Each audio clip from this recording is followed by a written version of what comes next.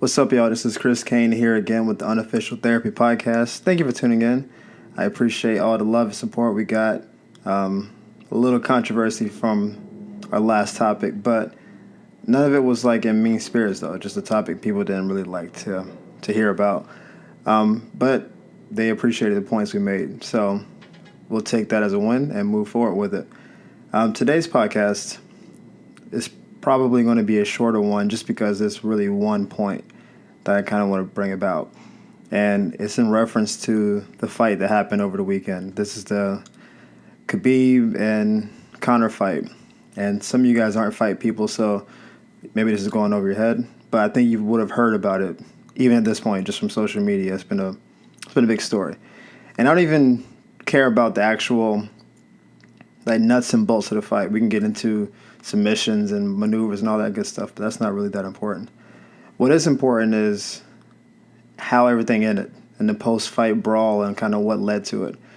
And most people came out on one side pretty much saying this is reprehensible. You can't leave the octagon to go fight fans and yada yada. It became kind of like people on their soapboxes and stuff. I didn't even want to look at it from that perspective. I think it's more apparent that you just can't go fight people in the state. That's like assault type stuff, right? So it's hard to defend that action. But what I was thinking about was how they even got to this point. And it is something that really they've been on this collision course for some time now. I've said this to numerous people who know how I feel about fighting and all that. And I've had the same position about the UFC for the last few years where I thought they were mortgaging their morals for the sake of making money. It was, and on some level, that's always kind of been the case, but I felt like it was getting more and more flagrant because the money was getting more and more. It became more recognizable, became more worldwide. I think that's a big part of how the McGregor and Mayweather fight happened. It just really was about money, despite the people involved, despite their attitudes, despite the rhetoric, all that. It seemed like it's the money was ruling the day pretty much. And I guess the biggest offender of this in this case is Conor, right? Like, he's known to say incendiary things, to come at people's necks, say not necessarily homophobic, but xenophobic and just hateful stuff, really just to get people riled up, get people to talk about it, click, and then obviously buy the fight. And the reason the brawl happened in a lot of respects is because Khabib's team and everyone he's associated with felt like they were being offended. And felt like they had been offended the whole time. And that the UFC was allowing this to go on because they knew it would lead to them selling the fight better. And so when things got out of control, then it was like, hey, whoa, you guys out of control. And it's like, yeah, but things don't just start out of control. I think of it like kids. I don't have any kids, but I have nieces and nephews, and I've worked in a daycare, so I've experienced kids. If you have a kid that just, I don't know, who wants candy all the time, and no, you shouldn't have candy, it's bad for you, yada yada. But at a certain point, you just get tired of telling them no. You get tired of trying to discipline them properly, and you just give in to it. All right, take the candy. At what point can you then come back to the kid later and say, all right, cool, I know I've been giving you candy for the last, few months, but now, we're straight vegans. No sugar before dinner. Like, the kid's like, nah, you've been letting me eat candy this whole time. I know if I make a big enough scene, you're going to let me get my candy back. Why would I stop asking for candy now? And I think that's what money is in a lot of ways. I mean, I'm out here in Hollywood, but Vegas is obviously right next to us. And this is a dilemma a lot of people have when they move out here. It's like trying to keep your morals while maximizing your monetary aspirations. It's a weird dynamic, right? We've all heard people sleeping to the top. That's something that's been going on since the inception of Hollywood.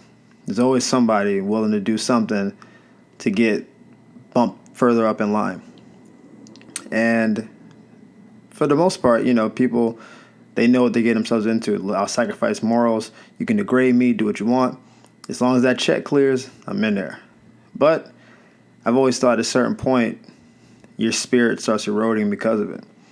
And like a beach, you only have so much erosion you can handle before you get to that breaking point where it's like, all right, either I'm going to slip deeper and deeper into this abyss where I can't come back from it, or I got to start trying to rebuild my beach. I got to start making a stand. I don't believe the UFC is going to do that, to tie that back in. I think they're going to do a 6-month suspension, 15% fine, and in 6 months' time, maybe 7 months' time, they're going to try to make a rematch, try to make more money. That's what I think they're going to do. And they'll say all the right things. They may even do some PSAs.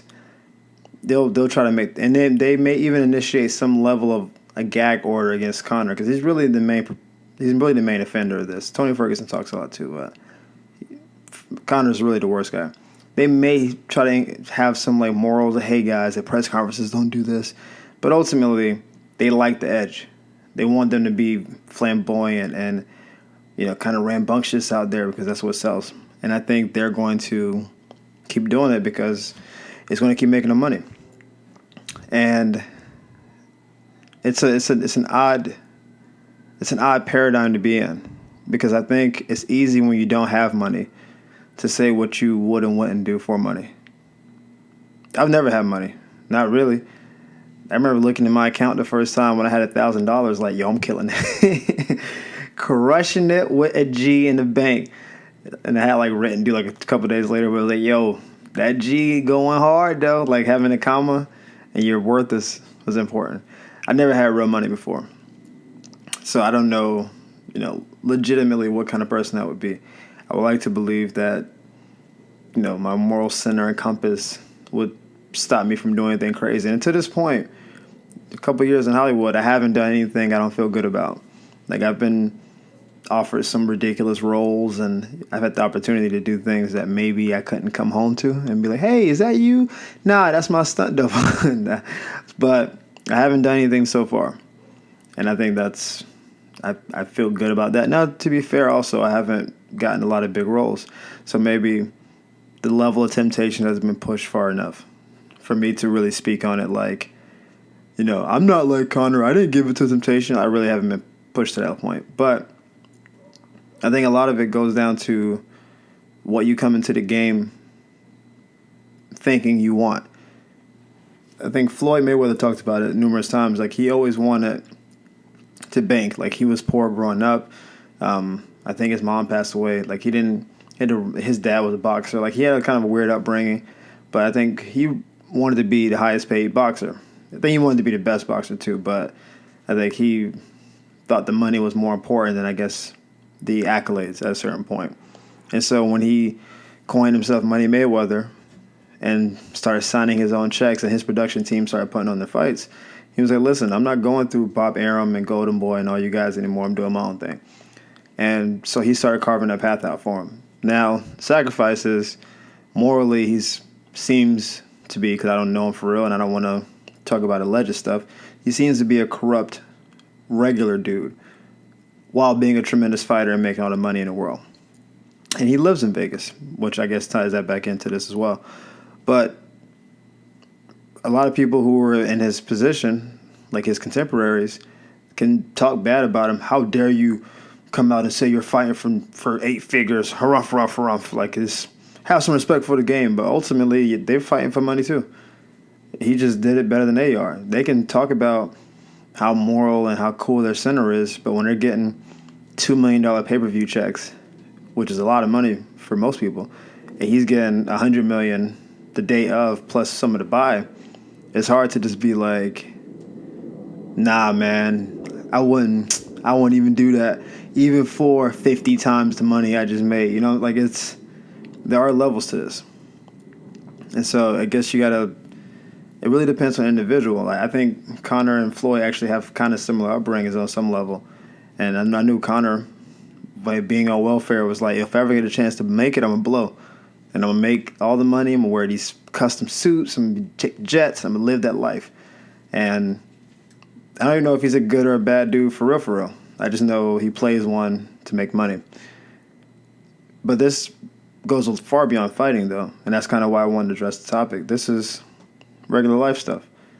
Right? The idea of being a kiss up or a kiss ass to your boss or something is based on this. It's if I kiss my boss's ass enough, then maybe they'll give me some of the stuff I want. Like, that's obviously like immoral on its face. It's like you're essentially using your boss's relationship as a means to an end. That's what it is. You can say is, no, I'm just cultivating good relationships. But if you're really saying I'm doing this for this purpose, now if you and your boss are dope, y'all are cool, y'all hang out, and it just so happens they want to hold you down, that's different. You're not using them as merely a means. They just happen to be able to help you out while also being someone you are cool with. That's different. But if you're talking to somebody for the purpose of, I'm being cool with this person to get X, Y, and Z, then that's also not moral. Because because you're using them for something they have. You wouldn't want the same thing of you, right? So, and this happens in my industry, the gym stuff. We have advisors and mostly the advisors are the main people. These are the people who sign people up at the gym. So if you ever go to LA Fitness, they're the people who call you 48 times. Sir, you sure you want to try our weekend pass? But if you're just being friends with those people because you know they're the gatekeepers, they sign people up, but you don't really care about them as a person, then that's also somewhat immoral. But if you got into the game of training strictly to make money, that's something you would pursue because that's how you make money. Or at least that's the easiest path to make money. That's people kind of handing you the keys. There's other ways to make money, and obviously depending on what your field is, some of it's hard work, some of it is just basic perseverance. Some of it is just creating value that no one else has. But that takes more work, and it seems to be a road less traveled, and it's also less guarantees. If you're essentially making your own path, you're making your own way, then you're really dependent on what you do. Your game, like what if you do the wrong thing? You're going to be set back.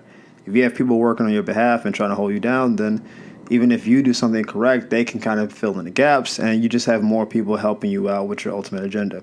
So it's more than understandable for people to do this. But if you take a step back and look at it, you can say, because I've been on social media a portion of the day, and I've seen a lot of people on their high horses talking down to the UFC and Dana White and those people.